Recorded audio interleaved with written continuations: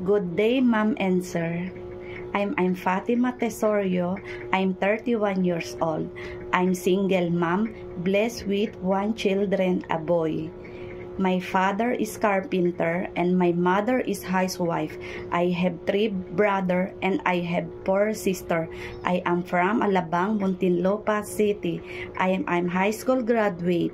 My hobbies is singing, cooking, cleaning, and marketing.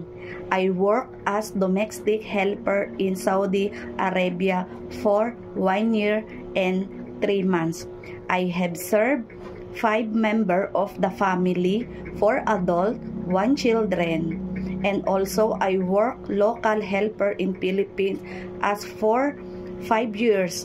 And I have served 3 members of the family, 1 children, and 2 adult. Ma'am and Sir, I am hard for me.